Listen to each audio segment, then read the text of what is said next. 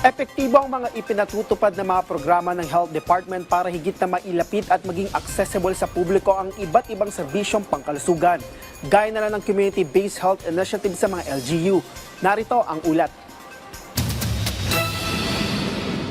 Patuloy ang pagpapalakas ng Department of Health na maging accessible ang serbisyong pangkalusugan sa mga Pilipino. Kabilang na rito ang epektibong pagpapatupad ng mga Community-Based Health Initiative sa tulong ng mga lokal na pamahalaan. Binigyang din ng DOH na ang pagkakaroon ng malusog na komunidad ay higit pa sa implementasyon ng health programs.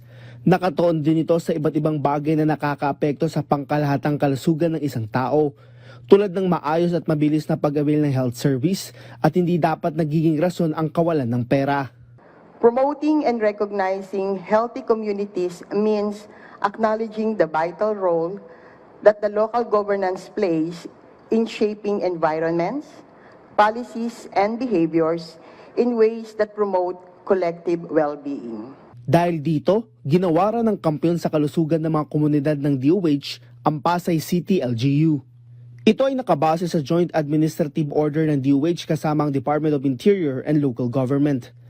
Sa bahagi ng Pasay City LGU, mahalaga na magkaroon ng sustainability sa mga polisiya na ipinatutupad sa mga programa ng DOH gaya ng Universal Healthcare. Meron po tayong 13 health center kung saan nabibigay po ang lahat ng services na karapat-dapat naman na makuha po ng mga kababayan natin dito sa lungsod. Ang mga health centers na yan ay maging parang maliliit na ospital na kung saan magkakaroon na po ito ng birthing or panganakan, yung mga iba't ibang laboratory examinations, even x-ray room may sarili ang aming health center.